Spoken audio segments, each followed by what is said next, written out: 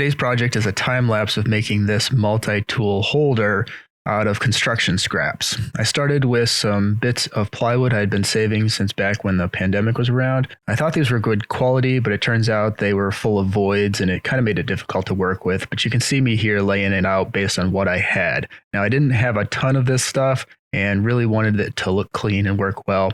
I had looked at some online that were similar to this that I could have purchased, but they were bit out of my price point right now, and I figured I could make it out of the scraps I had laying around the barn. I took a day to do this portion up to kind of getting this all functioning, and it did work. And I got right about to this point where I was trying to figure out how to fit the radial saws on, and I think this was like the end of the first day where I had basically said, okay, I am going to make this thing.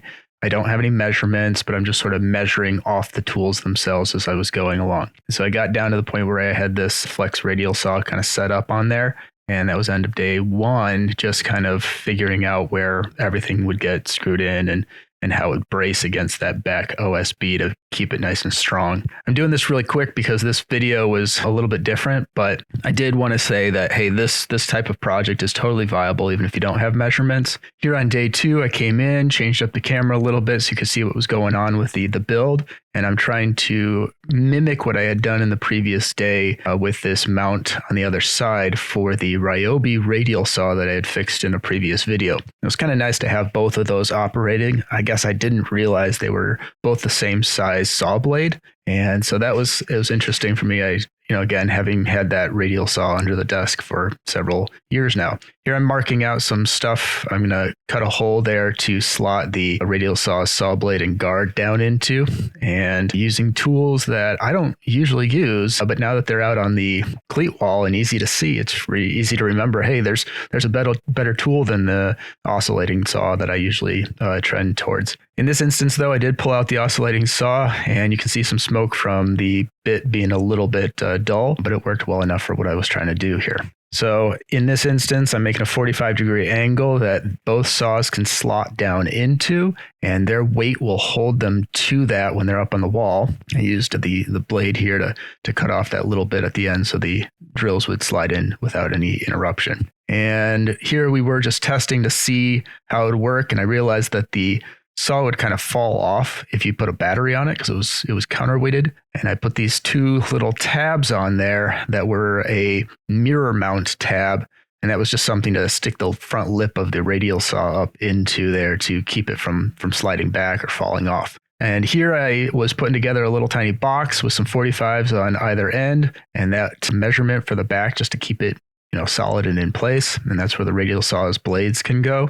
Next up was sticking in a rail for the back. So I was going to use some OSB to make a shelf here to fit some palm sanders on. And so it's just a basic shelf, kind of like making a bookshelf, only instead of having the supports underneath, put the supports on top. And that adds some structural rigidity to that portion of the board, as well as giving me a nice little shelf that's exactly the right size for those sanders to fit on. Next up was just to put a little block there in the middle between the two sanders, because at the last minute I realized I could fit the belt sander in there as well. And that completed the cleat with belt sanders, radial saws, and drills all being able to go in the same place. And since they use those same batteries, you can see the batteries on the left on the shelf. I'll be working on that section in a bit here. And then, of course, the chargers there on the right. All right. Well, I came to the end of this project, and I have to say, of all of the mounts that I've made, all the cleats that I've made for this wall so far, I am least satisfied with this one. It's not because it doesn't do the job.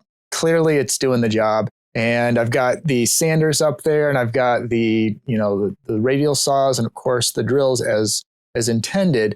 The reason I'm dissatisfied is because the more I worked, the more I was frustrated with the material. And this is not something that I've really talked about yet on the channel, but I'm kind of on a really strapped budget right now. And I've got all these things from previous years of ownership and purchase and things. But right now, I couldn't, if I wanted to, go out and buy all of these tools. And so I do need to take care of what I have, and I'm kicking myself for a few things that I haven't taken care of along the way. Unfortunately, when that happened, I found myself in a situation where I was already into the project of cleaning up the workshop. And so I can't just throw money at buying a kit from somebody else or even from, say, Ryobi themselves, who do make a mount like this. And worse yet, the material that I had saved, this plywood material, which I honestly thought was of good quality, turns out it's full of voids and it started splitting out quite a few times. And I've got places on here where I've got like little screws on the side that otherwise wouldn't be necessary if I had higher quality materials. Most of what I've been making here in this channel has been with scraps laying around the workshop. And the reason for that is because that's what I can afford right now. I need to be honest with you guys that this is not a channel where you're going to find me making things out of high quality materials, probably for a long time yet to come. It's nice to have the tools and be able to use them to make stuff. But sometimes it's just good to be honest with the people who are watching so that you're understanding where we're coming from. This isn't a homestead channel, although I know it probably has a vibe similar to that. This is just where I happen to be in life. I decided to make the videos for YouTube primarily because they forced me to get these projects done and kept me on track, remembering that even though it can't be perfect, it can still be good. I've looked at them on the walls, and I think for what it is, it's a workshop, and I just have to be satisfied with it. And maybe that's where I am right now. I'm in a point in life where I'm being taught patience and the need to just be satisfied with it's good enough. I have a lot left to do in here, and I will be making videos about these projects as I go. And hopefully I can be a little bit more quirky and fun and uplifting as I go along.